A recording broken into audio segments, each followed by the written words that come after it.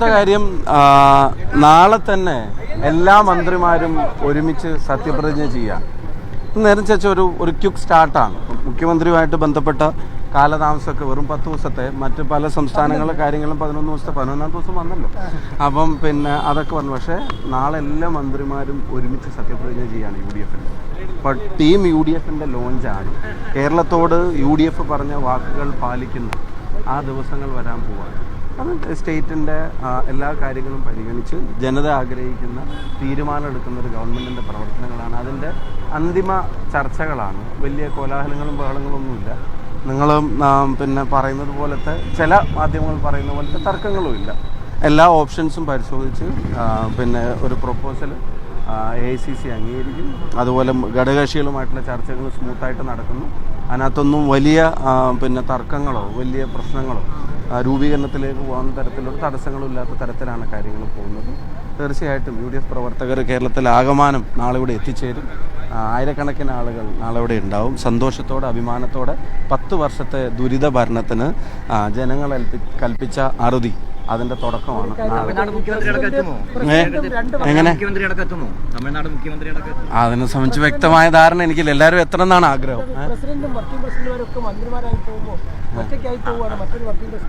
Work ചെയ്യാന്നുള്ള ഉത്തരവാദിത്വം എന്നും നിറവേറ്റിയിട്ടുണ്ട്. അത് ഈ തെരഞ്ഞെടുപ്പ് കാലത്തും പരമാവധി കഴിഞ്ഞിട്ടുണ്ട്, ചെയ്യാൻ ശ്രമിച്ചിട്ടുണ്ട്. അത് ഇനിയും ചെയ്യും. വർക്ക് ചെയ്യാന്നുള്ളതാണല്ലോ ഉത്തരവാദിത്വം, അത് ഇനിയും ചെയ്യും. യെസ്, കൃത്യമാണല്ലോ. വളരെ കൃത്യമായിട്ടുള്ള മറുപടി. അല്ലെങ്കിലും ആ മനുഷ്യൻ പണിയെടുക്കാതിരുന്നിട്ടില്ല. ആ മനുഷ്യനെടുത്ത പണിയുടെ ഫലമാണ് നമ്മൾ ഇന്ന് കണ്ടുകൊണ്ടിരിക്കുന്നത്. അങ്ങനെ എഴുതി തള്ളാൻ വരട്ടെ. ആരെങ്കിലും എന്തെങ്കിലും അടിസ്ഥാനത്തിൽ ഏതെങ്കിലും രീതിയിൽ ഷാഫി പറമ്പിലിനെ എഴുതി തള്ളാം. അയാളെ കിട്ടിയ ചാൻസിന് അങ്ങ് വെട്ടി വീഴ്ത്താം, അയാളെ കൂടി അങ്ങ് പിച്ചി ചീന്താം എന്ന് കരുതുന്നുണ്ടെങ്കിൽ നിങ്ങൾക്ക് തെറ്റി മക്കളെ. കാരണം നിങ്ങളിത് കുറേ കാലമായിട്ട് തുടങ്ങിയതല്ലേ. പല രീതിയിൽ എന്ന് പറഞ്ഞാൽ, പാലക്കാട്ട് നിന്ന് വണ്ടി കയറി വടകരയുടെ മണ്ണിലേക്ക് ഇറങ്ങിയ ആ നിമിഷം മുതൽ ആ മനുഷ്യനെ വെട്ടിക്കീറാൻ വേണ്ടി നിങ്ങൾ തയ്യാറായി പണിയെടുത്തുകൊണ്ടിരിക്കുക. എല്ലാ ഘട്ടങ്ങളിലും എല്ലാ പ്രതിസന്ധികളെയും മറികടന്ന് അയാൾ മുന്നോട്ട് പോയിട്ടുണ്ടെങ്കിൽ ഈ കഴിഞ്ഞ തെരഞ്ഞെടുപ്പിൽ 2026 നിയമസഭാ തെരഞ്ഞെടുപ്പിൽ 80-ലേറെ മണ്ഡലങ്ങളിൽ പണിയെടുത്ത വ്യക്തിയാണ് ഷാഫി പറമ്പിലെങ്കിൽ അയാൾ ആ പണി തുടർന്നുകൊണ്ടേയിരിക്കും. അയാളെ അങ്ങനെ അങ്ങോട്ട് കീറിക്കളയാമെന്ന് ആരെങ്കിലും തെറ്റിദ്ധരിക്കുന്നുണ്ടെങ്കിൽ അത് നിങ്ങളുടെ വ്യാമോഹങ്ങൾ മാത്രമാണ്. മനസ്സിലായില്ലേ? കാസർഗോഡ് മുതൽ ഇങ്ങോട്ട് ഷാഫി പറമ്പിൽ എത്താത്ത, പണിയെടുക്കാത്ത, പലപ്പോഴും പല സ്കെഡ്യൂളുകളും ക്യാൻസലായി പോയതാണ്. അത് ഓരോ മണ്ഡലങ്ങളുടെയും പരിപാടികൾ ലേറ്റാകും തോറും, വൈകും തോറും, അതിങ്ങനെ ദീർഘിക്കുന്നോറും അടുത്ത മണ്ഡലങ്ങളിലേക്ക് എത്തിപ്പെടാൻ കഴിയാതെ പോയി എന്നുള്ളത് മാത്രമേ സംഭവിച്ചിട്ടുള്ളൂ. അതിനപ്പുറത്തേക്ക് മറ്റൊന്നും ഉണ്ടായിട്ടില്ല. അപ്പോൾ കൃത്യമായിട്ട് ആ ഷാഫി പണിയെടുത്തതിൻ്റെ കൂടി പണിയെടുത്തതിൻ്റെ, അയാൾ മാത്രമെന്നൊന്നും ഞാൻ പറയുന്നില്ല, പക്ഷെ അയാൾ കൂടി പണിയെടുത്തതിൻ്റെ, അയാൾ അങ്ങനെ മാറ്റി നിർത്താമെന്ന് ആരെങ്കിലും കരുതുന്നുണ്ടെങ്കിൽ നിങ്ങൾക്കത് മനസ്സിലാവാഞ്ഞിട്ടാ. കോൺഗ്രസ് രാഷ്ട്രീയത്തിൽ എല്ലാ കാലത്തും ഉണ്ടായിട്ടുള്ള ഒരു സംഭവമാണ് ഈ ഗ്രൂപ്പും പ്രവർത്തനങ്ങളും ഒക്കെ. പക്ഷേ ആ ഗ്രൂപ്പ് ഈ തെരഞ്ഞെടുപ്പിൽ കൈമെയ് മറന്ന് കോൺഗ്രസ്സുകാരന് വേണ്ടി പോരാടുകയായിരുന്നു, പ്രവർത്തിക്കുകയായിരുന്നു. ആ കാര്യത്തിലൊന്നും ഒരു തർക്കവും നിങ്ങൾക്ക് ആർക്കും വേണ്ട. അപ്പോൾ ആ മനുഷ്യനെ എങ്ങനെയെങ്കിലും അങ്ങ് മാറ്റി നിർത്തപ്പെടണം, അയാള് പിച്ചി ചീന്തപ്പെടണം എന്നൊക്കെ കരുതുന്നുണ്ടെങ്കിൽ അയാളെടുത്ത ആ പണി തുടരുക തന്നെ ചെയ്യും. പണിയാൻ സഖാക്കളെ, നിങ്ങളൊരു കാര്യം മനസ്സിലാക്കാതെ പോയത് എന്താണെന്നറിയോ? പണിയാൻ ഷാഫിക്ക് അറിയും പോലെ നിങ്ങൾക്ക് ആർക്കും അറിയില്ല എന്നുള്ളതാ. ആ പണി എന്ന് പറഞ്ഞാൽ നിങ്ങളുടെ പണിയല്ല. ആ പണിയുടെ ഒരു വ്യത്യാസം എന്ന് പറഞ്ഞാൽ ജനമനസ്സുകളിലേക്ക് എങ്ങനെ ഇടിച്ച് കയറാം എന്നുള്ളതാണ് അയാളുടെ പണി. ജനങ്ങളുടെ ഇടയിൽ എങ്ങനെ സ്വാധീനമുണ്ടാക്കാം. അയാളുടെ സംസാരത്തിന് വലിയ അഗ്രസീവ്നെസ് ഒന്നും എവിടെയും നോക്കണ്ട നിങ്ങൾ.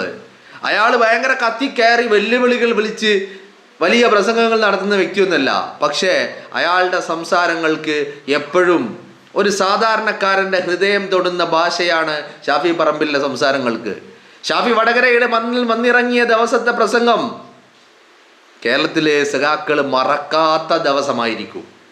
വടകരയിൽ നിന്ന് വിജയിച്ച് കയറിയ ദിവസമല്ല ഞാൻ പറയുന്നത്, ഷാഫി വടകരയുടെ മണ്ണിൽ ഇറങ്ങിയ ദിവസം കെ ശൈലജ എന്ന് പറയുന്ന ഫ്രോഡിന്റെ പൊയ് മുഖം പിച്ചിച്ചീന്തിയ ദിവസം, ആരാണ് ടീച്ചർ, ആരാണ് ടീച്ചർ അമ്മ എന്ന് കേരളത്തിന്റെ പൊതുസമൂഹത്തോട് വിളിച്ചു പറഞ്ഞ ദിവസം അല്ലേ? ആ ദിവസത്തെ സഖാക്കൾ മറക്കില്ല. അപ്പോ അയാളുടെ പ്രവർത്തനങ്ങളും അയാളുടെ സംസാരവും അയാളുടെ ഭാഷയും സാധാരണക്കാരുടെ മനസ്സുകളിൽ ഇടം പിടിക്കുന്നതാ. ആ പണി അയാൾ തുടർന്നു കൊണ്ടേയിരിക്കും. പിന്നിൽ നിന്ന് ആരൊക്കെ പല രീതിയിൽ പല ഘട്ടങ്ങളിൽ ഷാഫിയെ ബാംഗ്ലൂരിൽ ട്രിപ്പ് പറഞ്ഞയക്കുന്നവനാ, ട്രിപ്പ് പോകുന്നവനാ, ട്രിപ്പ് അടിക്കുന്നവനാ എന്നൊക്കെ പറഞ്ഞ വ്യക്തിക്കെതിരെ ഇന്ന് പാലക്കാട്ടെ ജില്ലാ കമ്മിറ്റിയിൽ സുരേഷ് ബാബു എന്ന് പറയുന്ന ഭൂലോക ഫ്രോഡല്ല അവൻ ഭൂലോക വർഗീയവാദിയാ. ഈ തെരഞ്ഞെടുപ്പിന് ശേഷം പാലക്കാട് ഉണ്ടാകുന്ന സംഭവ വികാസങ്ങൾ നിങ്ങൾ നോക്കിയേ. CPM-ന്റെ ജില്ലാ സെക്രട്ടറി, ആ ജില്ലാ സെക്രട്ടറി വർഗീയവാദിയെ പോലെ പ്രവർത്തിക്കുന്നു എന്ന് പറഞ്ഞിട്ട് എത്ര പേരാണ് പാലക്കാട്ട് നിന്ന് ഇത്തവണ തെരഞ്ഞെടുപ്പിന് തൊട്ടു പിന്നാലെ പാർട്ടി വിട്ടിരിക്കുന്നത്? അപ്പോൾ പറഞ്ഞു വരുന്നത്, ഷാഫിയെ നിങ്ങൾ പല പല പല പല രീതിയിൽ പല ചാപ്പകുത്തലുകൾ നിങ്ങൾ നടത്തി. വടകരയുടെ മണ്ണിൽ അയാളെ വർഗീയവാദിയാക്കാൻ നിങ്ങൾ ശ്രമങ്ങൾ നടത്തി. അത് കഴിഞ്ഞിട്ട് അയാളെ സ്കൂളിലെ ഹെഡ് മാഷാക്കാനുള്ള പരിപാടി നടത്തി. എന്തൊക്കെ സംഭവിച്ചാലും എങ്ങനെയൊക്കെ വന്നാലും എല്ലാം ഷാഫി പറമ്പിലുമായി കൂട്ടിക്കെട്ടാനുള്ള ശ്രമങ്ങൾ നടത്തി. പേരാമ്പ്രയുടെ മണ്ണിൽ ആ മനുഷ്യനെ നിങ്ങൾ കായികമായി നേരിട്ടു ആ മനുഷ്യനെ. അയാളുടെ രക്തം വീണ പേരാമ്പ്രയുടെ മണ്ണ് സഖാക്കൾ ഇന്ന് ആ പേരാമ്പ്ര എന്ന് കേൾക്കുന്നത് തന്നെ സഖാക്കൾക്ക് വലിയ ഭയമായിരിക്കും. ആ സഖാക്കള് ഈ തെരഞ്ഞെടുപ്പ് റിസൾട്ടിന് ശേഷം സഖാക്കളൊക്കെ അപ്പാടെ ഒരു വലിയ ഷാഫി, ഞങ്ങൾ ഷാഫിക്ക് വോട്ട് ചെയ്തു. ഇത് നമ്മൾ പലയിടത്ത് കണ്ടതാണ്. രാഹുൽ മാങ്കൂട്ടം പാലക്കാട് മത്സരിക്കുന്നില്ല എന്ന് കണ്ടപ്പോഴും ഇതേ വാക്ക്, രാഹുൽ ഇല്ലെങ്കിൽ ഞങ്ങളുടെ വോട്ട് BJPക്ക്. എന്നിട്ട് എന്തായി? രാഹുൽ ഉണ്ടായോ? പാലക്കാട് രമേശ് പിഷാരടി വിജയിച്ചില്ലേ? ഇപ്പൊ എന്താ പറയുന്നേ? ഷാഫി ഇങ്ങനെയാണെങ്കിൽ ഞങ്ങളുടെ ഇടയിലേക്ക് ഇനി വരണ്ട, ഞങ്ങളുടെ വോട്ട് കിട്ടില്ല. ഏത് നിങ്ങൾ? എവിടുത്തെ നിങ്ങൾ എപ്പോഴാ ഷാഫിക്ക് വോട്ട് ചെയ്തിട്ടുള്ളത്? എപ്പോഴാ നിങ്ങൾ കൈപ്പത്തി അടയാളത്തിൽ വോട്ട് ചെയ്തിട്ടുള്ളത്? എപ്പോഴാ നിങ്ങൾ UDF-ന് വോട്ട് ചെയ്തിട്ടുള്ളത്? അന്തംഗമി കൃമികീടങ്ങൾ സദാസമയവും പിണറായി വിജയന്റെ കൃമികീടങ്ങളായിട്ടുള്ള ഈ കൃമികീടങ്ങൾ പറയാണ് ഞങ്ങൾ ഷാഫിക്ക് വോട്ട് ചെയ്യില്ല. നിങ്ങൾ വോട്ട് ചെയ്യണ്ടോ? നിങ്ങൾ വോട്ട് ചെയ്യണ്ട. നിങ്ങൾ ഇത്ര കാലം വോട്ട് ചെയ്തിട്ടാണോ? നിങ്ങൾ ഇത്രയും കാലം വോട്ട് ചെയ്തിട്ടാണോ?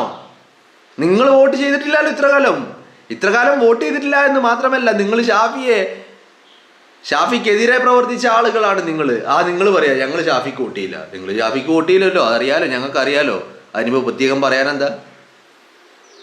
സഖാക്കളെ, നിങ്ങളൊരു കാര്യം മനസ്സിലായിക്കോ. നിങ്ങളെ ഈ ഫേക്ക് പ്രൊഫൈലുകൾ ഹാൻഡിലുകളിൽ നിന്ന് വന്ന് വലിയ ഞങ്ങളെന്തോ കോൺഗ്രസ്സുകാരനാണ്, അല്ലെങ്കിൽ ഞങ്ങളെന്തോ UDF-കാരാണ് എന്നൊക്കെ രീതിയിൽ വന്നിട്ട് അങ്ങ് മൂക്ക് കൂടെ വലിക്കാന്ന് കരുതുന്നുണ്ടെങ്കിൽ നിങ്ങളുടെയൊക്കെ തന്തമാര വിറ്റ കാശ് ഷാഫിയുടെ കയ്യിലുണ്ട്. മനസ്സിലായില്ലേ? അയാളുടെ പ്രവർത്തനങ്ങളെക്കുറിച്ച് നിങ്ങൾക്ക് ഇപ്പോഴും ബോധ്യമില്ല. അതാണ് നിങ്ങളുടെ ഏറ്റവും വലിയ പരാജയം എന്ന് പറയുന്നത്.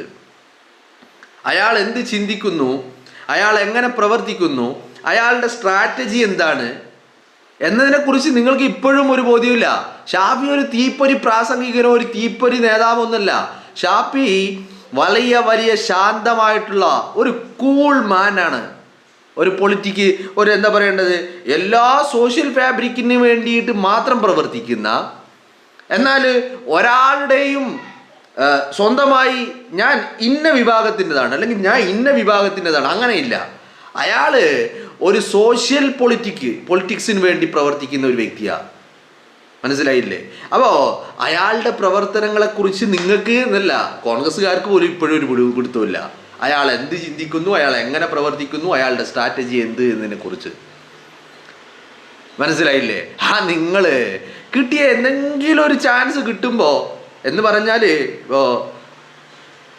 ഗോൾ പോസ്റ്റിൽ നിൽക്കുന്ന ഗോൾ കീപ്പർ ഒന്ന് വെള്ളം കുടിക്കാൻ വേണ്ടി ഒന്ന് അങ്ങോട്ട് മാറുമ്പോഴേക്കും ഗോൾ അടിക്കാം എന്നാരെങ്കിലും കരുതുന്നുണ്ടെങ്കിൽ അത് നടക്കില്ല. കാരണം ഇത് ഷാഫി പറമ്പിലാണ്. മനസ്സിലായില്ലേ? അയാളുടെ പണി തുടർന്നു കൊണ്ടേയിരിക്കും. വിവാദങ്ങളും ഒച്ചപ്പാടുകളും ഈ പറയുന്ന സോഷ്യൽ മീഡിയ സൈബർ അറ്റാക്കും കൊണ്ട് അയാളെ മൂക്കിൻ്റെ വാൽ അടിച്ചു പൊട്ടിച്ചിട്ട് അയാൾ തളർന്നിട്ടില്ല. മനസ്സിലായില്ലേ? അയാളുടെ മൂക്കിൻ്റെ പാലം അടിച്ചു പൊട്ടിച്ചിട്ട് അയാൾ തളർന്നിട്ടില്ല. എന്നിട്ടാണോ നിങ്ങളുടെ ഈ സോഷ്യൽ മീഡിയ ഈ സൈബർ അറ്റാക്ക് കൊണ്ട് ക്രിമികീടങ്ങളെ എന്ത് മണ്ടന്മാരാണോ നിങ്ങൾ? നിങ്ങൾ എന്ത് മണ്ടന്മാരാണ് നിങ്ങൾ? നിങ്ങൾക്കിപ്പോൾ ഈ പാർട്ടി ക്ലാസ്സുകളിൽ ക്യാപ്സൂളുകൾ നിരന്നിട്ട് അവസാനം നല്ല ബുദ്ധിയൊന്നും പറഞ്ഞു തരാൻ ആളുകളില്ലേ? അയാളെ തകർക്കാൻ നിങ്ങൾ അയാളെ പേരാമ്പ്രയുടെ മണ്ണിൽ അയാളെ കായികപരമായിട്ട് നേരിട്ടെ. ആ മനുഷ്യന്റെ മൂക്കടിച്ച് പൊട്ടിച്ച് അയാളുടെ ചോര വീണ പേരാമ്പ്രയുടെ മണ്ണ് LDFന്റെ കൺവീനർ TP രാമകൃഷ്ണന്റെ മണ്ണായിരുന്ന പേരാമ്പ്ര. ഈ തെരഞ്ഞെടുപ്പിൽ TP രാമകൃഷ്ണൻ ഈ വെട്ടുകാളയെ പോലെ എന്താ സംഭവിച്ചേ? അവിടെ പേരാമ്പ്ര സ്റ്റാൻഡിൽ ഒരു കുറ്റിയടിച്ച് കെട്ടി ഫാത്തിമ ദഹ്ലിയ. റിസൾട്ട് വന്നപ്പോൾ 8 നിലയിൽ പൊട്ടി TP രാമകൃഷ്ണൻ. LDFന്റെ കൺവീനറായിട്ട് മണ്ഡലം വിട്ട് മറ്റൊരു മണ്ഡലത്തിലേക്ക് ഒന്ന് പ്രചരണത്തിന് പോകാൻ പോലും TP രാമകൃഷ്ണന് സാധിച്ചില്ല എന്നുള്ളതാ. മനസ്സിലായില്ലേ? അപ്പോൾ ആ ചോര വീണ പേരാമ്പ്രയുടെ മണ്ണടക്കം അങ്ങോട്ട് തൂക്കി. നിങ്ങളൊന്ന് ആലോചിച്ച് നോക്ക്. വടകര പാർലമെന്റ് മണ്ഡലത്തിന്റെ ചരിത്രത്തിൽ ഇപ്പോൾ വടകരയിൽ ഷാഫി വരുമ്പോൾ ഉള്ള അവസ്ഥ എന്താ? വടകരയിൽ ഷാഫി വരുമ്പോൾ എന്തായിരുന്നു അവസ്ഥ? കൂത്തുപറമ്പ്, തലശ്ശേരി, വടകര, കുറ്റ്യാടി, നാദാപുരം, പേരാമ്പ്ര, കൊയിലാണ്ടി 7 അസംബ്ലി മണ്ഡലങ്ങൾ.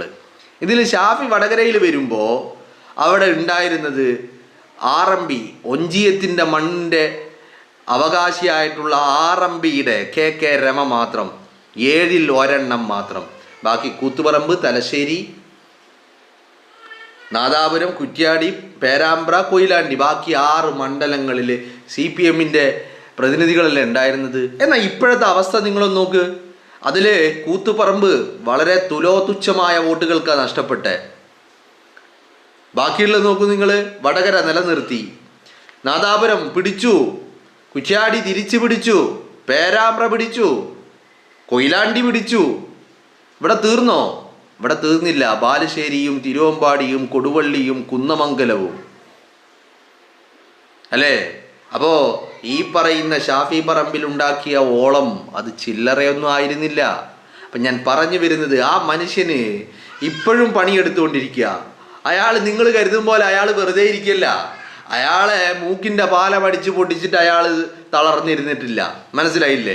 ആ മനുഷ്യനെ സൈബർ ആക്രമണം കൊണ്ട്, സൈബർ അറ്റാക്ക് കൊണ്ട് അയാളെ അങ്ങ് മൂക്കിൽ വലിക്കാമെന്ന് കരുതുന്നുണ്ടെങ്കിൽ എടോ, നിങ്ങളെക്കാളും വലിയ പൊട്ടന്മാർ വേറെണ്ടാ.